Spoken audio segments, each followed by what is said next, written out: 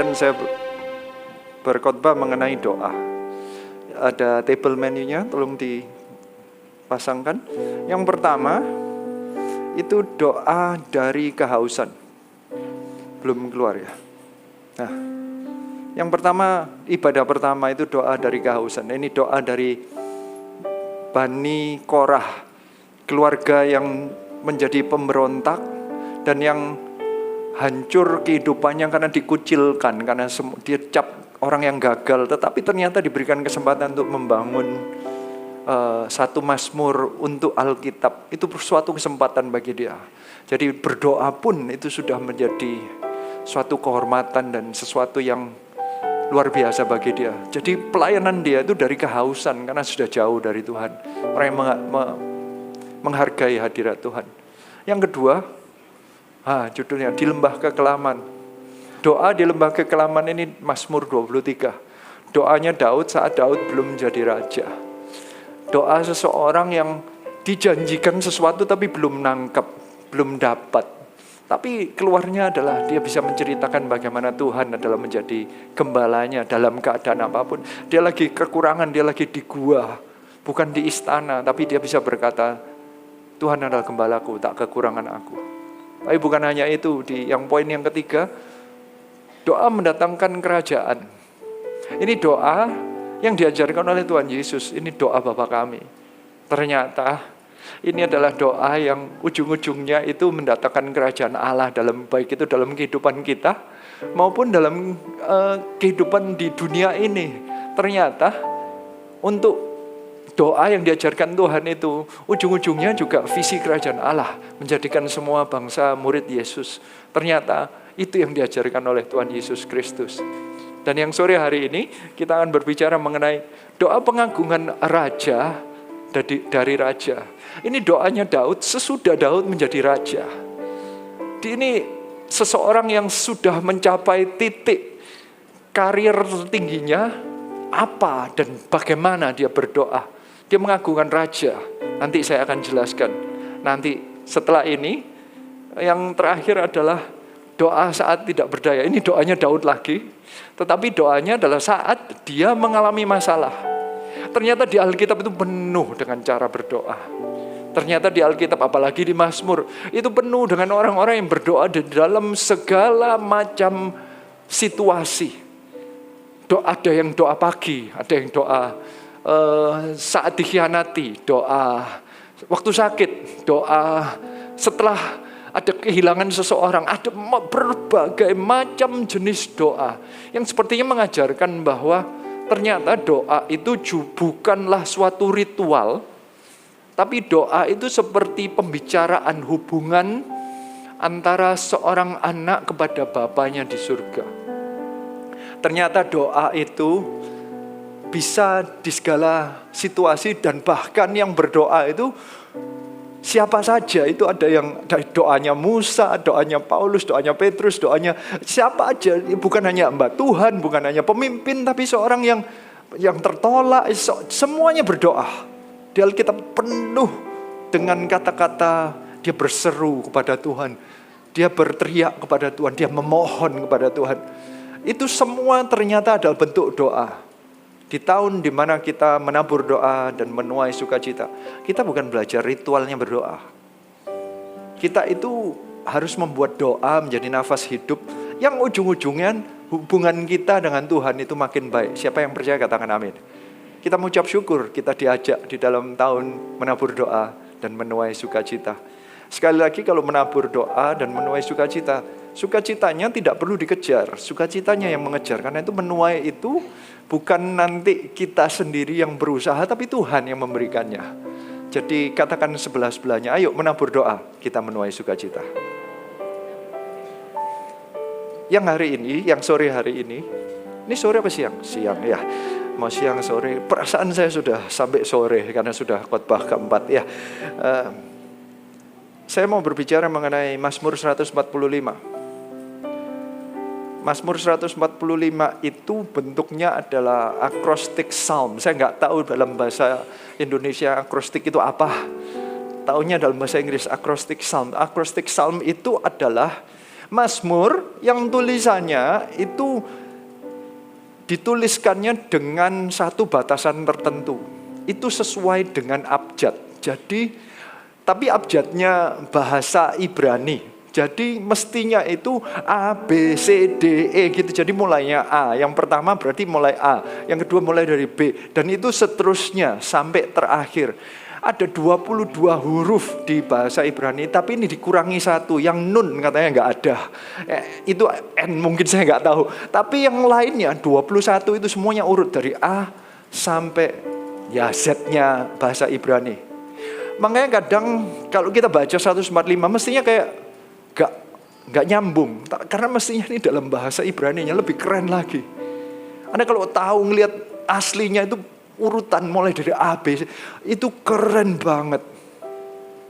Memang jadi terintimidasi, doa kita gak seindah itu ya. Kayaknya doa kita itu gak seindah kalau Daud yang berdoa. Tapi Anda harus ingat, Daud ini juga startnya dari seseorang yang bukan raja, tetapi karena hubungannya baik dengan Tuhan, dia karena saking mengasihinya Tuhan, cara dia mengungkapkan kasihnya itu dalam bentuk menulis, karena sifatnya dia orang yang melankolis, tapi dia gak kreatif. Jadi dia caranya menunjukkannya dengan tulisan kata-kata yang indah. Tapi di baliknya kita harus belajar. Ini bukan masalah kata-katanya harus persis seperti ini. Karena saya rasa kalau Anda nggak ada yang hafal Mazmur 145. Kalau mungkin Mazmur 23 ada yang hafal. Lainnya kayaknya nggak ada deh. Kalau yang Mazmur 145 nggak ada yang hafalin. Karena bukan masalah kata-kata persisnya. Tapi di baliknya apa? Saya mau mengajak Anda melihat seluruh akrostik Psalm ini, Mazmur akrostik ini. Tapi caranya karena ini Mazmur, jadi puisi. Puisi itu nggak bisa langsung pengajaran. Kadang bentuknya itu metafora. Metafora itu sesuatu yang digambarkan oleh Daud, terus dia bayangkan itu artinya bagi dia. Kita harus melalui pemikiran Daud di masa itu, kemudian kita artikan bagi Daud itu artinya apa, baru kita mengerti. Kalau enggak, kalau kita baca nanti enggak ngerti artinya apa.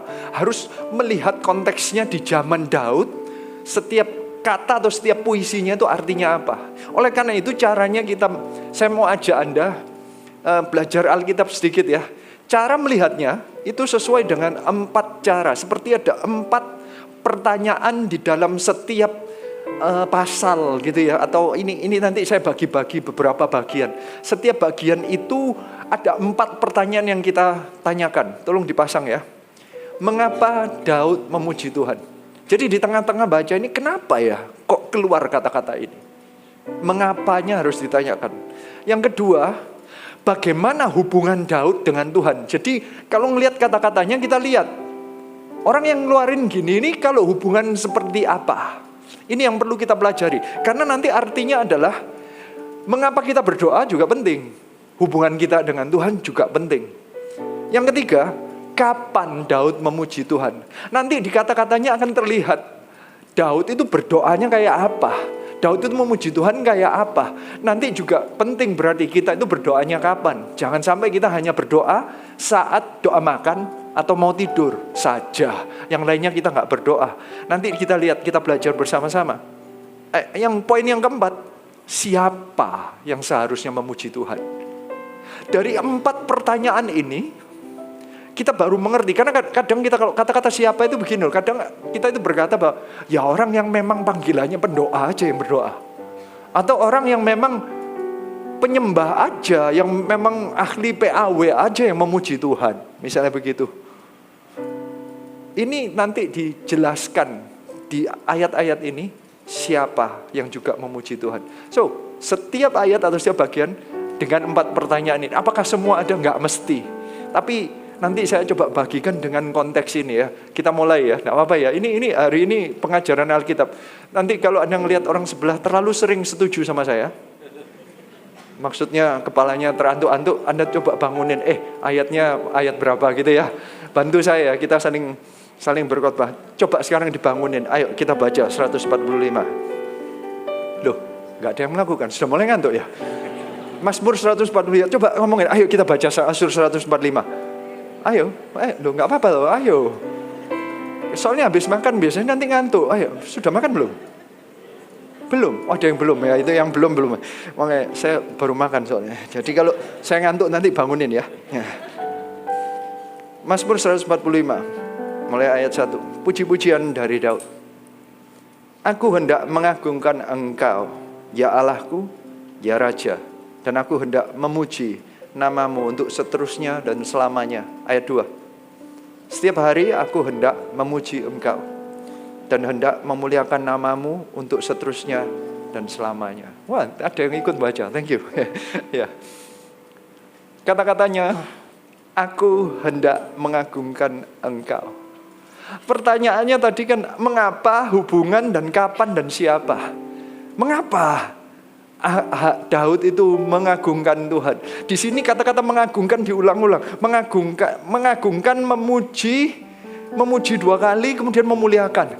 Daud itu mau mengagungkan aja pakai kata yang berulang-ulang, berbeda-beda. Dalam doa itu nggak ada yang strict. Kita itu mau mengagungkan ya tinggikan nama Tuhan, tinggikan, besarkan, muliakan. Apalagi ya kata-kata yang Engkau baik Tuhan, Engkau besar. Doa itu yang penting adalah tujuannya. Kalau tujuannya mengagungkan, bisa pakai bermacam-macam cara mengekspresikannya. Daud karena dia sih memang ngikutin ABCD-nya dia. Kalau kita kan nggak selalu mesti doanya kayak begitu. Jadi dia pilih kata-kata yang tepat-tepat, tapi tetap ujung-ujungnya mengagungkan. Dia mau mengagungkan. Karena saya percaya dia itu sedang, ini menurut pendapat saya, ini nggak ada yang menulis, Daud sudah jadi raja. Dia sudah menang, banyak menangnya.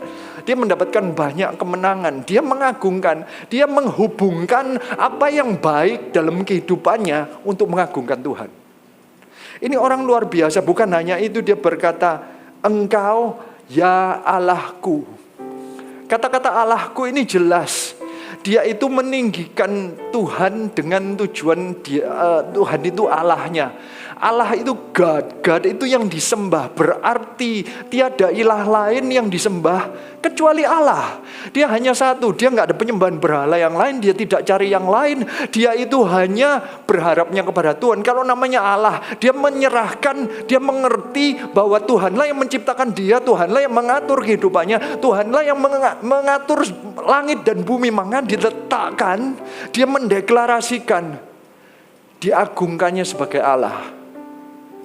Diagungkannya bukan hanya sebagai kalau butuh-butuhan, diagungkan sebagai Allah itu semuanya. Daud itu memberikan segalanya untuk Allahnya.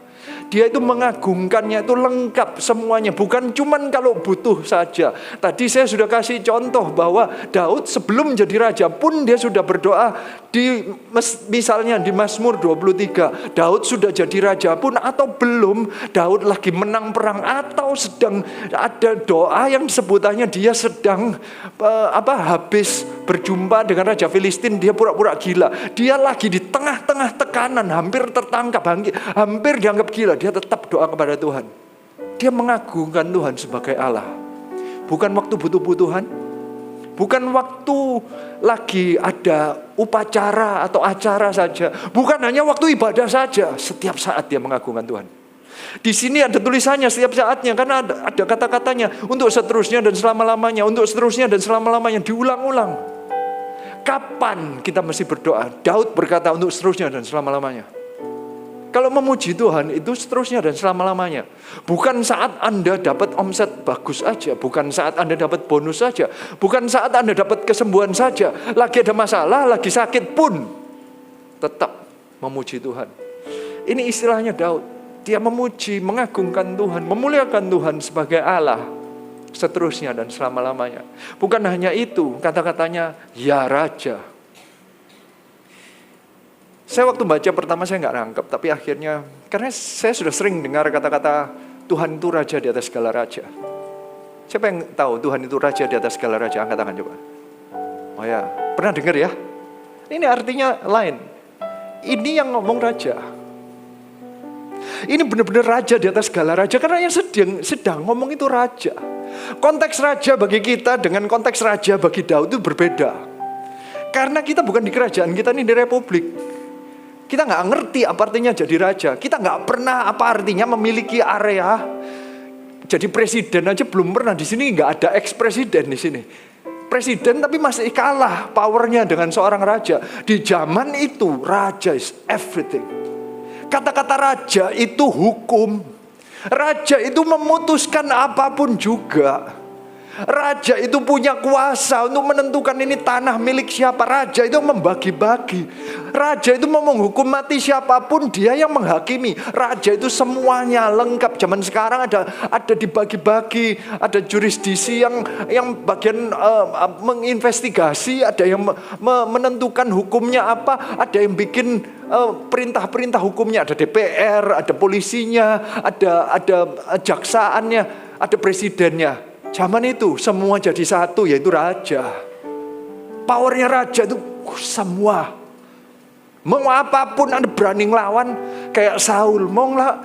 Saul mau ngejar Daud, gak ada yang bisa komplain sama Saul. Anak buahnya komplain, dimarah-marahin.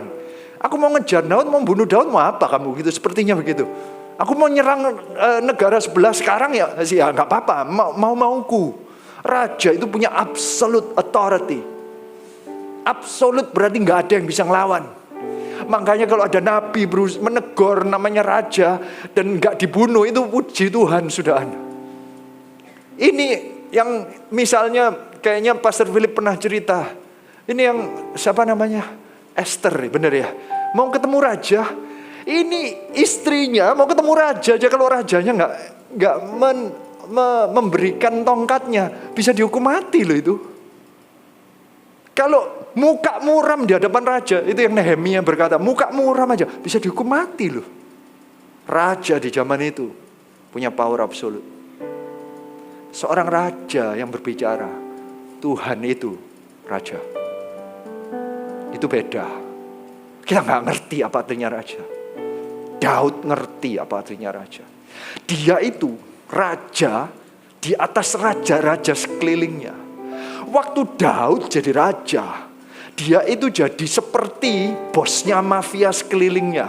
Dia jadi overboss, yang lainnya itu underboss. Raja-raja sekelilingnya itu ngirim upeti kepada Daud.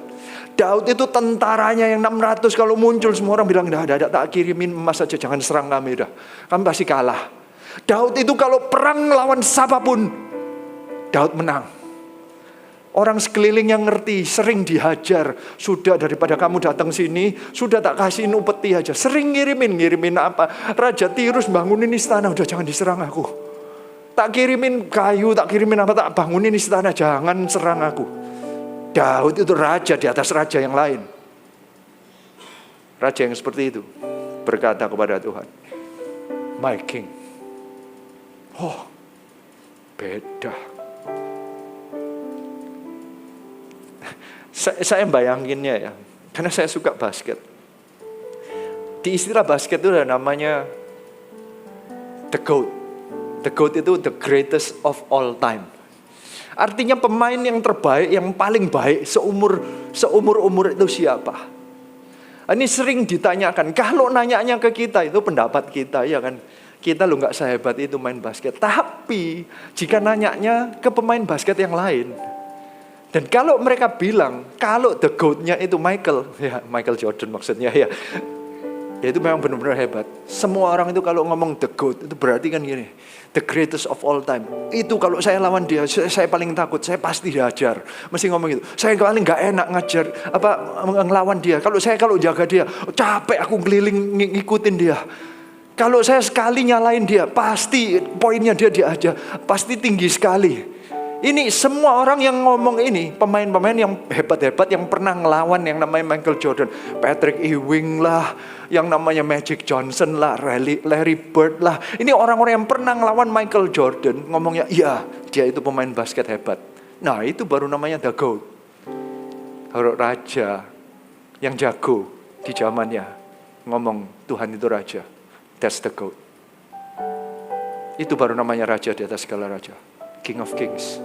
Lain kali kalau Anda mendengar Raja di atas segala raja. Anda baru tahu, Allah yang memiliki segalanya, Allah yang ngatur segalanya. Allah itu kalau perang pasti menang. Allah itu mestinya layak diberikan upeti. Kita berikan persembahan hidup kita, uang kita, apapun kita, karena Allah adalah Allah. Allah itu raja.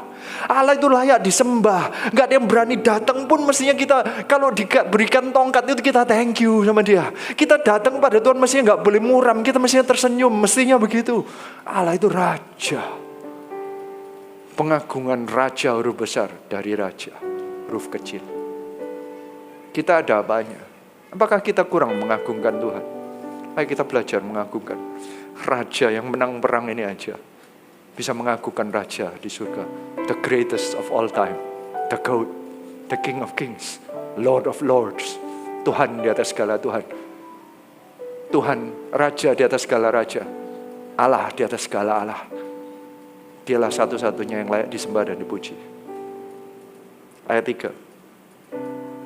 Besarlah Tuhan dan sangat terpuji, dan kebesarannya tidak terduga.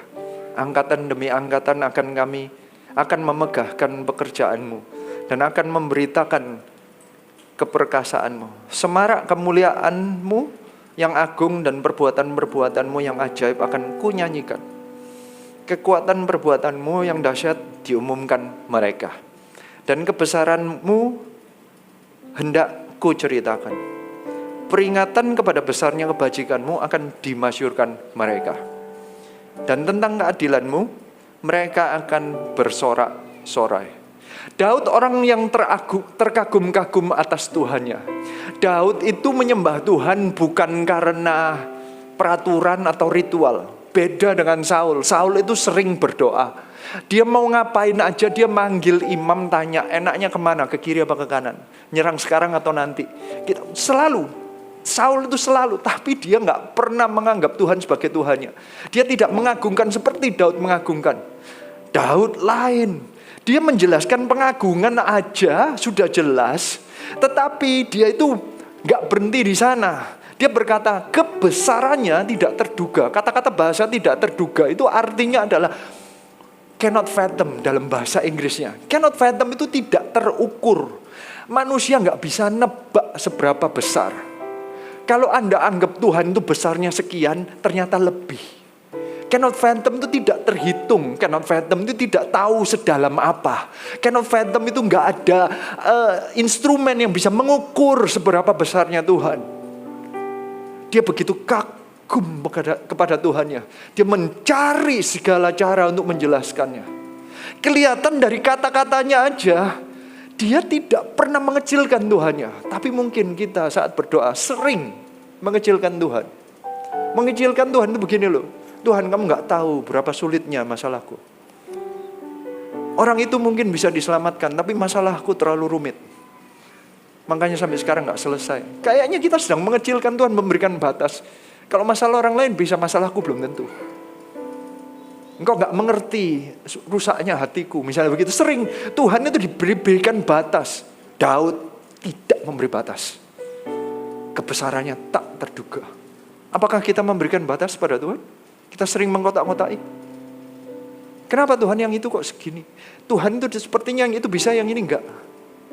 Karena Anda mungkin mengalaminya, menurut Anda problem Anda yang paling sulit. Sehingga atau sayangnya Tuhan itu kok cuma terbatas sama orang itu, kok nggak sayang sama aku. Jadi sepertinya di kotak sifat Tuhan dipilah-pilah menurut perasaan Anda dan pengalaman Anda sendiri. Daud nggak pernah, kebesarannya tidak terduga. Di sini juga sebutkan kebajikan, keadilan. Tiba-tiba perbuatan, kemuliaan, semua disebutkan. Pekerjaan, kemuliaan, perbuatan, kebajikan, kebesaran dan keadilan. Tidak terduga semua, tidak dihitung. Daud tidak memilah-milah dan tidak mengkotakkan Tuhan itu seperti apa. Sifatnya Tuhan dia besarkan.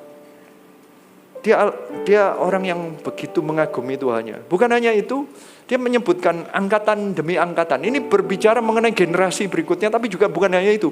Dia berbicara mengenai angkatan ini orang yang memikirkan laskar demi laskar. Dia memikirkan tentara demi tentara. Dia memikirkan bangsa demi bangsa. Dia bukan hanya memikirkan nanti generasi berikutnya, tapi generation after generation. My generation berarti seluruhnya, dan next generation. Dia mikirnya Allah itu layak dipuji oleh semua. Ada orang-orang yang mengecilkan. Selalu ngomongnya begini, biarkan orang lain punya kepercayaannya sendiri. Ada yang pernah berbicara demikian? Kenapa kita mesti menginjil? Izinkan mereka punya haknya sendiri. Mereka punya kepercayaannya sendiri. Apakah itu membesarkan Tuhan? Anda ngerti maksudnya? Ini istilah saya sering dengar. Kita kan harus menghormati kepercayaannya orang lain. Anda tahu siapa Tuhan kita? Anda tahu siapa Allah kita? Allah kita itu Allah yang kebesarannya tidak terduga. Semua angkatan demi angkatan, generasi demi generasi harusnya menyembah Dia. Ini deklarasi yang kenapa kok Tuhan Yesus berkata jadikan semua bangsa murid Yesus, muridku. Karena apa? Allah yang menjadi Allahnya setiap angkatan. Setiap generasi, our generation, generasi atas, generasi bawah. Kadang itu di Eropa, mereka itu merasa ya, kekristenan itu untuk generasi atas saja. Itu dahulu, waktu masih belum punya sains, tidak mengerti teknologi, makanya butuh Tuhan. Dianggap bahwa orang zaman dahulu gak punya logika, jadi butuh berdoa. Zaman sekarang tidak perlu doa, perlunya dipikir, pakai logika, pakai teknologi. Berarti tidak mengerti bahwa Tuhan itu generasi demi generasi. Tuhan tetap Tuhan, kita punya teknologi atau enggak? Daud sudah mengerti. Nanti suatu saat ada orang-orang yang enggak mengerti Allah itu Allah setiap generasi. Apakah kita melakukannya atau kita sering berkata seperti kata dunia? Biarkan kepercayaan orang lain, terserah. Bukan, Allah kita itu Allah setiap generasi. Siapa yang percaya katakan amin. Bukan hanya itu. Ini kata-kata memegahkan, memberitakan. Itu lebih spesifik. Tadi kata-katanya mengagungkan, memuji, memuliakan. Sekarang kata-katanya memegahkan, memuliakan. Itu seperti kata-kata zaman sekarang. Itu adalah marketing. Memegahkan itu marketing. Apakah kita sedang marketing Tuhan apa enggak? Kalau memberitakan itu kesaksian.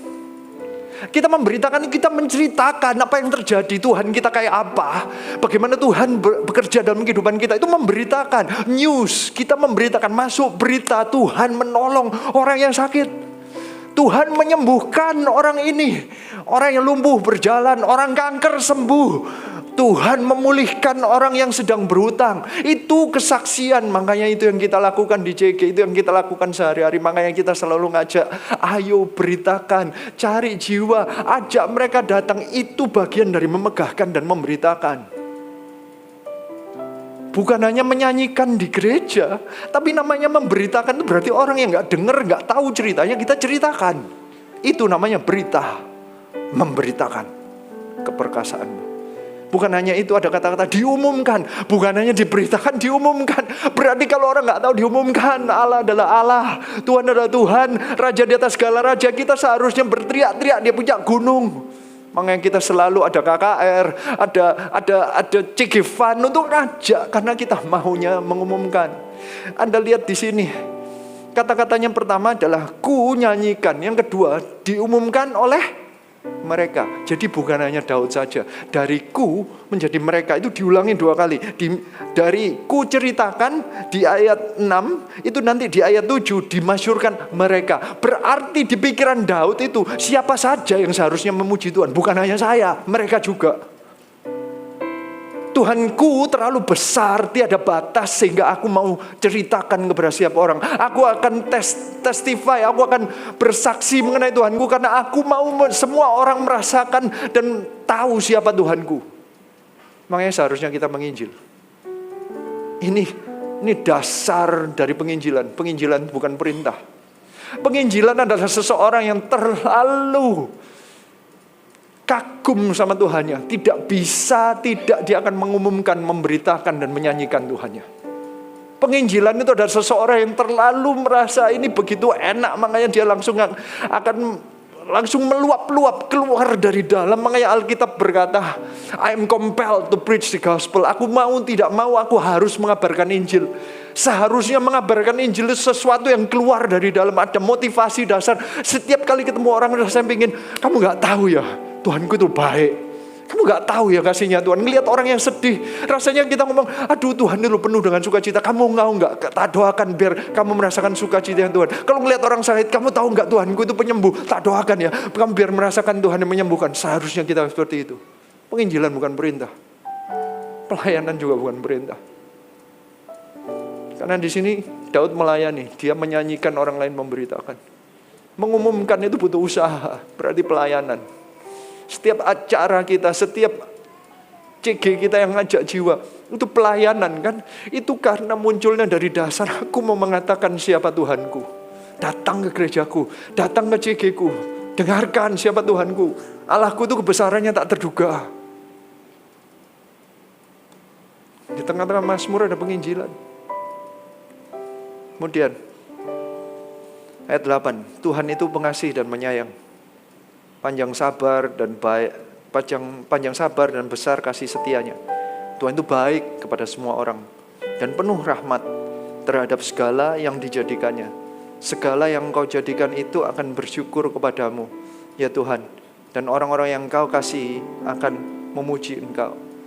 Dasar dari semuanya ini adalah Daud itu merasakan kasih Tuhan. Apakah Anda tahu bahwa Tuhan itu mengasihimu? Izinkan saya membantu mengingatkan kembali. Saya tahu, Anda tahu, tetapi yang namanya di ibadah biar diingatkan ya, di firman Tuhan biar diingatkan. Coba Anda bantu saya untuk berkhotbah, ngomong sama sebelah-sebelahnya, Tuhan mengasihimu. Daud gak pernah berhenti menceritakan ini. Dasar kita melayani, dasar kita dalam CG, dalam dasar mengajak seseorang untuk menjadi melayani lebih, jadi sponsor, jadi CGL, itu dasarnya gitu. Tuhan itu mengasihi kamu, Tuhan itu pengasih dan penyayang. Masa sih kamu gak mau melayani dia? Bukan karena Tuhan itu marah-marah, bukan karena apa. Maunya itu kita semua itu dasar dari pelayanan kita itu karena kasih Tuhan. Dan kasih Tuhan itu tak terhingga. Kita yang gak layak seperti ini. Daud itu bisa bercerita seperti ini karena dia tahu, dia ini orang, saya ini menebak, dia sudah lewat masanya dia itu berdosa, berselingkuh dengan Batsheba dan membunuh anak buahnya Uriah, dan Tuhan tetap ngampunin dia. Dia ngerti apa artinya pengasih dan penyayang. Dia ngerti apa artinya pengampunan. Dia gak bisa berhenti bercerita. Orang yang sudah pernah jatuh dan dia tetap diberikan kesempatan sama Tuhan, dia pasti mau menceritakan. Bukannya kita semua sudah pernah berdosa? Bukannya kita tahu bahwa Tuhan itu menerima kita, startnya dari kita yang gak parah, sangat jahat sama Tuhan, tapi Tuhan tetap mau menerima kita. Itu dasar yang paling baik untuk kita selalu menceritakan betapa Tuhan itu mengasihi. Ayat 11. Mereka akan mengumumkan kemuliaan kerajaan-Mu dan akan membicarakan keperkasaanmu, untuk memberitahukan keperkasaanmu kepada anak-anak manusia dan kemuliaan semarak kerajaan-Mu. Kerajaan-Mu ialah kerajaan segala abad, dan pemerintahan-Mu tetap melalui segala keturunan. Tiba-tiba di tengah-tengah ini seorang raja. Daud ngerti apa artinya kerajaan. Dan tiba-tiba Daud membicarakan mengenai kerajaan Allah. Seperti doa Bapa kami di ayat 3 kalau gak salah, yang berapa? 2 ya kalau gak salah ya. Datanglah kerajaan-Mu. Tiba-tiba ada ayat datanglah kerajaan Allah. Daud menangkap ini. Belum ada doa Bapa kami, Tuhan Yesus belum mengajarkan, tapi sudah mengerti. Daud sejak awal ngerti bahwa ujung-ujungnya yang penting itu bukan kerajaannya Daud, bukan kerajaan Israel, tapi kerajaan Allah. Tiba-tiba Daud yang mengerti mengenai kerajaan, dia bercerita, kerajaan-Mu ialah kerajaan segala abad. Dia tahu kalau kerajaan manusia bisa naik, bisa turun. Dia tahu kalau dulu ada Assyria kemudian turun, Babilonia naik dan turun. Ada Mesir dulu kuat kemudian hilang. Dia tahu kalau kerajaan manusia itu naik dan turun, tapi kerajaan Allah itu tetap selama-lamanya. Dia ngerti apa artinya power, dia ngerti apa artinya. Saya mengucap syukur kita ada di gereja yang ngerti kerajaan Allah. Zaman kita, Kerajaan Allah itu bentuknya adalah gereja Tuhan. Di sini dikatakan mengumumkan, membicarakan, memberitakan kerajaan.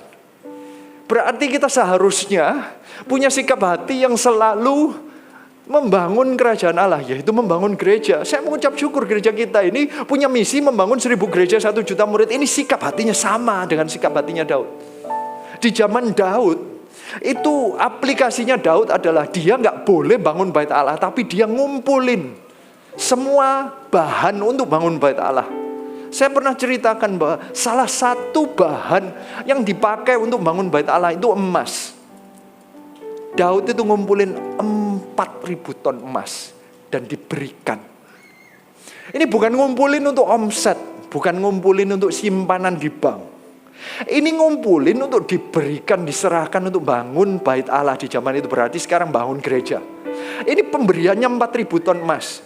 Gak usah ngitung rupiahnya dahulu. Saya baru nemu satu analogi yang membuat saya agak pusing. Maksudnya ini saya terkagum-kagum. Karena zaman sekarang ini baru saya tahu, ternyata setiap mata uang negara itu biasanya di backup dengan simpanan uang di setiap bank kenegaraannya. Jadi kalau Amerika Federal Reserve, saya nggak tahu kalau China apa. Saya baru tahu, China itu simpanan untuk menjaga yuannya dia itu 2.000 ton emas. Negara China 1,4 billion orang, 1,4 miliar orang nyimpennya 2.000 ton emas. Daud satu orang memberi 4.000 ton emas, memberinya 2 kali lipat kepunyaannya China. Anda sekarang mengerti betapa besar pemberiannya Daud? Kalau dia ngomong, kerajaanmu ialah kerajaan segala abad. Bait Allah itu bagi Daud, itu istananya kerajaan Allah, itu gambarannya. Dia berkata kalau kerajaan segala abad itu layaknya dapat 4.000 ton emas. Berapa banyak Anda beri? Hidup Anda, keuangan Anda. Sebesar itulah Anda menganggap kerajaan Allah. Sebesar apakah yang Anda beri? Daud berinya 2 kali lipat China. Beri loh, bukan miliki loh. Memberi. Dia masih bisa mewariskan kepada Salomo jadi raja yang paling kaya. Berapa banyak yang Daud punya? Dia bisa beri 4.000 ton emas. Apa yang mesti kita banggakan? Ini contoh di Alkitab. Orang yang memberi 4.000 ton emas untuk bangun bait Allah. Dia ngerti, dalam hatinya tuh ngerti kerajaan Allah itu yang layak dipuji dan disembah. Kerajaannya tumbuh itu juga lipat karena dia ngerti, dia mau ngejar memberikan 4.000 ton emas sebanyak-banyaknya. Kerajaan Daud itu selalu menang perang. Mestinya kehidupan kita udah dimotivasi dengan aku mau memberi sebaik-baiknya, sebanyak-banyaknya untuk Tuhan selama aku hidup. Di tengah jalan Anda punya hikmat, bisnis Anda itu selalu berhasil. Di tengah-tengahnya Anda menjadi seorang yang sangat kreatif, Anda itu selalu proyek Anda itu berhasil. Di tengah-tengahnya itu Anda menjadi eksekutif yang paling bisa menyelesaikan masalah. Anda naik terus posisinya. Karena Anda rindunya adalah membangun bait Allah. Ini yang dialami oleh Daud. Kita belajar dari sikap hati Daud. Mengapa dia memuji Tuhan? Karena dia tahu Allah itu yang layak dipuja. Kenapa dia melayani Tuhan? Karena dia tahu satu-satunya yang layak dipuji siapa. Kenapa dia membangun kerajaan Allah? Karena dia sedang membangun kerajaannya Tuhan, rajanya. Saya mau lompat aja karena kayaknya nggak cukup waktunya.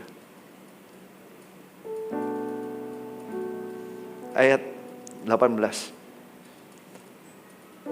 sampai 20. Tuhan dekat pada setiap orang yang berseru padanya. Pada setiap orang yang berseru kepadanya dalam kesetiaan. Ia melakukan kehendak orang-orang yang takut akan Dia. Mendengarkan teriak mereka, minta tolong dan menyelamatkan mereka. Tuhan menjaga semua orang yang mengasihinya, tetapi semua orang fasik akan dibinasakannya. Saya mau mengajak Anda melihat ada 3 level yang terjadi di sini, 18, 19, ke 20. Ada 3 jenis hubungan seseorang dengan Tuhannya.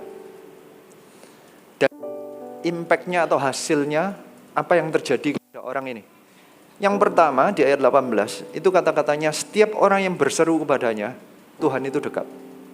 Yang kedua, Orang-orang yang takut akan Tuhan, ia melakukan kehendak. Yang ketiga, orang yang mengasihinya, Tuhan itu menjaga. Tiba-tiba di ayat 18, 19, 20, Daud itu tiba-tiba menjelaskan mengenai hubungannya dengan Tuhan. Dia mendeskripsikannya dengan 3 level ini. Berseru, takut, mengasihi. Berseru itu seseorang yang jauh dari Tuhan, makanya berseru. Berseru itu seseorang yang gak kenal, makanya berseru. Karena dia gak tahu bahwa Allah itu dekat. Tapi orang yang berseru, Tuhan itu memposisikan diri. Itu baiknya. Tuhan itu mendekat. Gak terjadi apa-apa, cuma posisinya mendekat. Di level keduanya, takut akan diri. Orang makin kenal siapa Tuhan, itu sifatnya keluar. Takut ini artinya takut akan dia. Ini berarti menghormati, mengagungkan, sama seperti Daud yang mengagungkan Tuhannya. Takut akan dia itu berarti sudah mulai mengenal Tuhannya. Ternyata Tuhan itu melakukan kehendak orang yang takut akan dia. Tapi kan tunggu, melakukan kehendak berarti doa dikabulkan. Itu biasanya minta diberi, sepertinya begitu. Tapi ada yang ketiga, orang yang mengasihi. Saya suka yang ayat 20. Tuhan menjaga. Tiba-tiba yang aktif Tuhannya. Kalau kata-kata menjaga itu berarti yang aktif Tuhannya. Ini tiba-tiba Daud menceritakan mengenai hubungan. Hubungan kita itu jangan cuma berseru-seru, berdasarkan doalah nanti diberikan. Bukan hanya dengan peraturan pelayanan karena takut nanti sungkan sama temennya, takut sama apa, takut dapat pahala jelek. Bukan, hubungan kita dengan Tuhan itu seharusnya kasih.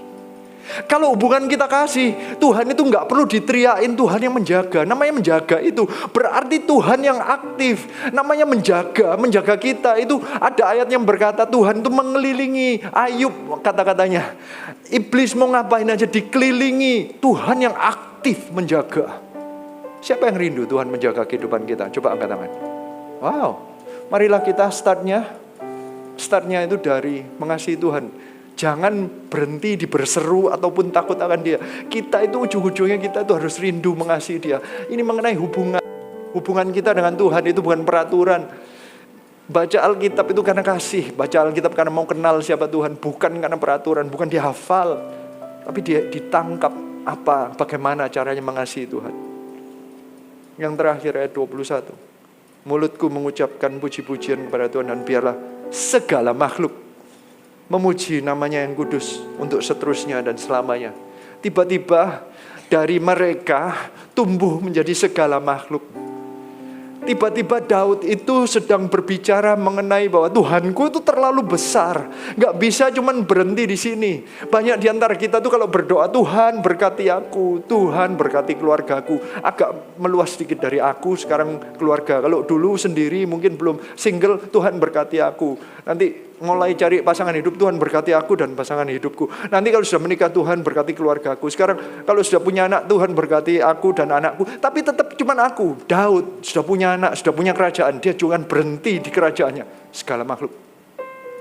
Saya mengucap syukur kita punya sikap hati yang sama di Gereja Mar Sharon.